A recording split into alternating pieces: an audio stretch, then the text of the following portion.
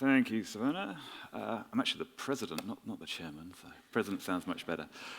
Yes, I'm the president of the Blockchain Association of New Zealand, and just a quick plug for them. So we're a membership-based organisation representing the New Zealand blockchain ecosystem community, and really our mission is to make New Zealand a global hub for blockchain innovation.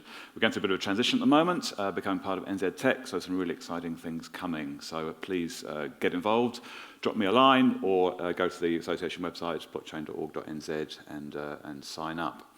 But my day job, I'm director co-founder of an organisation called blockchainlabs.nz. We're an advisory group that have, over the last 2 years, worked with over 40 companies, global companies around the world, to audit, develop, secure, launch global projects that have raised around $40 million US.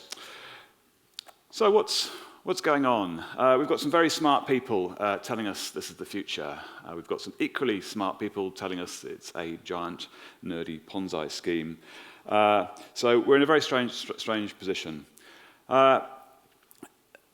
October 31st, 2008, a person called Satoshi Nakamoto dropped a white paper into the world. Interestingly, we're coming up for 3 weeks away from the 10-year anniversary. This white paper essentially defined an incentive structure, a set of incentives that triggered this incredible emergent behavior. 10 years on, Bitcoin has become the world's biggest supercomputer, with using up more electricity than Ireland, controversially, and has a market cap of over $100 billion US. So Bitcoin was an experiment. At its heart, it's actually quite a simple concept, a ledger, a giant spreadsheet that we now refer to as a blockchain. And this spreadsheet was different. This ledger was different from any other ledger we'd had in the world before that point, in that this ledger was decentralized. There was no central database. It was distributed on lots of computers. And each computer, this ledger would be able to process and process and store these transactions. So this experiment in decentralization proved a couple of things. One, that we could build a system with no central control, no bank, no government, no corporation, no person in the middle. And it also proved that we could build a system that was immutable, unstoppable. So it created a fundamentally new trust model. When I give you Bitcoin, I'm not giving you anything. We are both agreeing to update this ledger that we believe holds a source of truth. So since the Bitcoin experiment started, there's been wave after wave of innovation. And one of the early sort of innovations that happened was people started to realize that this unstoppable, incorruptible database could not only be used for storing value transfer transactions, digital cash, but could also be used for a whole lot of other things. In fact, anything that's of value to humanity and that crosses trust boundaries. So a vote, a health record, a qualification, a hop in a supply chain. So that was kind of the first realization in the early days of Bitcoin. And then came Ethereum, and this was kind of this new, really radically new kind of blockchain that not only allowed us to store information in this uncorruptible, unstoppable way, but it also allowed us to store business rules, agreements between people or things. And once we'd made that agreement, though we'd agreed on those rules, that program logic, that code, we put that on the blockchain. That also became unstoppable, immutable, and we now know that as a smart contract. And it turns out one of the first sort of killer apps for this smart contract world on the Ethereum blockchain was ICO, initial coin offering. And an ICO was essentially a very smart way to democratize capital raising for high-risk early-stage ventures. So it proved that there was a new finance model to finance open-source projects, really not possible under previous financing models.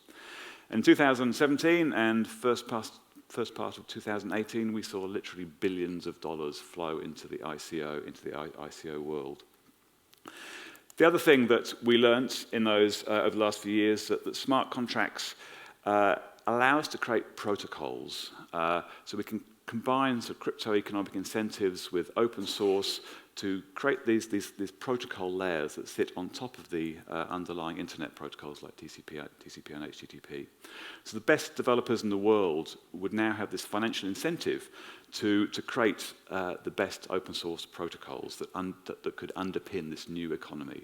For example, a protocol that might help people to connect people who want to travel somewhere with people who can offer travel services, potentially disrupting Uber, or a protocol that could define how we do social media or messaging to potentially disrupt Facebook. Unfortunately, the 2017 party, the ICO party, left us with a bit of a hangover, and we've seen crypto prices falling fairly consistently across the board since early 2018.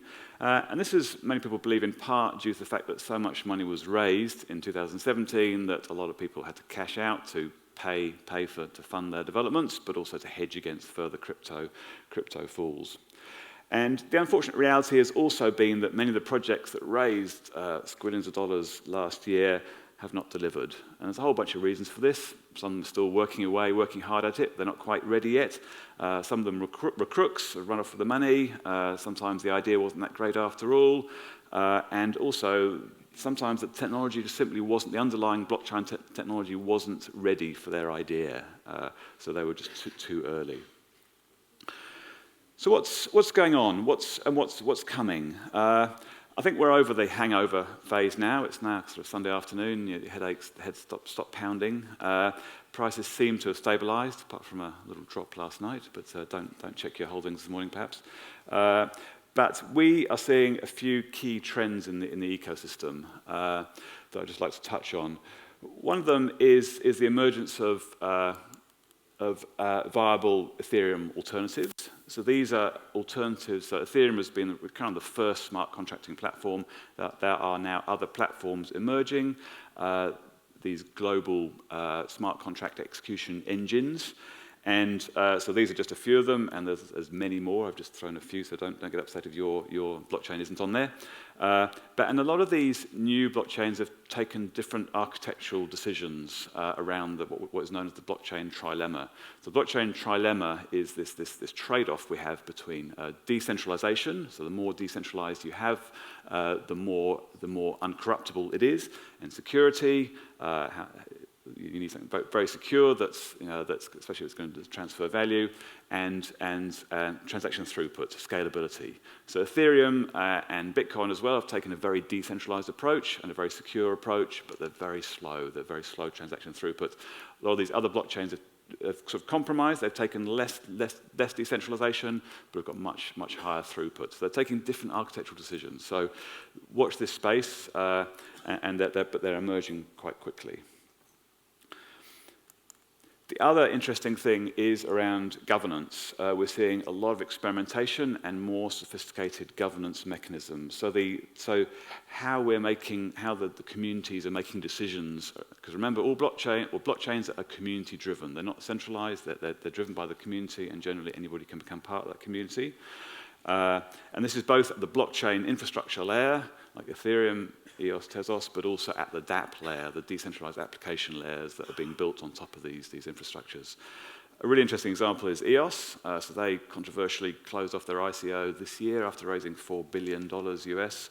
And they have a constitution, a document written in English with 12 articles, no violence, no perjury, no vote buying, etc. And when you run a smart contract, you're implicitly agreeing to that constitution. And controversially, on EOS, smart contracts can be rolled back, can be undone if certain conditions are met and an on-chain dispute resolution process says so. So really interesting stuff going on. So essentially we're seeing the emergence of better governance models around these blockchains, but essentially we're moving to a world where developers, coders are creating the law, miners are executing the law by throwing computing power at it. Code itself is law, adjudicators, you and I, are adjudicating. And the way we adjudicate is that we can vote or we can leave. The third and final trend is around token securitization. So the reality is that the ICO gold rush of 2017 existed kind of on the fringes, or sometimes many would argue blatantly outside the law, local international law.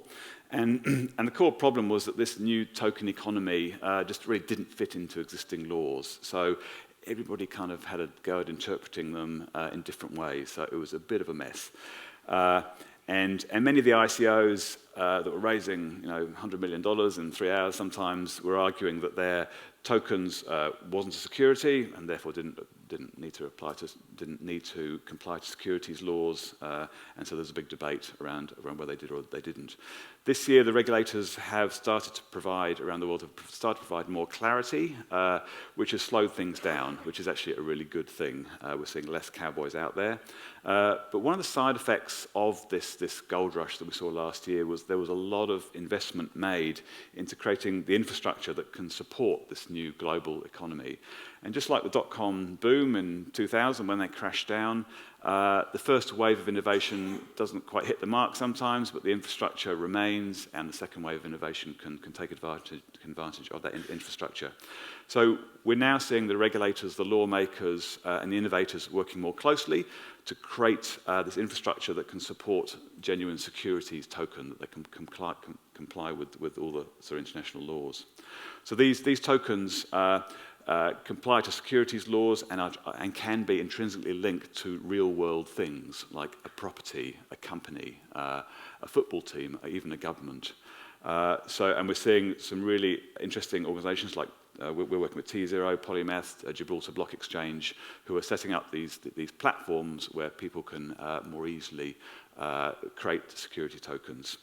And we actually see this as a huge opportunity for New Zealand companies, established New Zealand businesses who want to get access to a highly liquid global finance market without having to go through a traditional stock exchange listing. So watch this space. A lot of these platforms are being switched on now or will be switched on early next year. So where is this all heading? And there's two broad points of view, just to sort of finish off. And we're constantly having this debate at work around where this is going. And we're in general agreement, but the sort of time frames we often disagree. There's two broad schools of thought that the lawmakers, the regulators are going to continue to sort of rein in this crazy economy that doesn't quite fit into the law. They're going to evolve and they're going to work more harmoniously together within the law. I see a potentially different path, and in that we're seeing the lawmakers, the regulators working at a linear pace, which is kind of glacially slow in some people's opinion, compared to the exponential pace that the innovators and the technology is moving at. So this gap, in my opinion, is going to increase more and more. With really, and only the logical conclusion I can see it going is that ultimately we get to a point where we create these truly globalized, global decentralized ecosystems that are self-regulating. They're creating their own laws, and they're largely ignoring the sovereign laws around the world. So this is both a scary and exciting space, but in theory could allow human coordination at massive scale and perhaps give us a way to solve some of the big problems like global warming. So welcome to an exciting and brave new world. Thank you.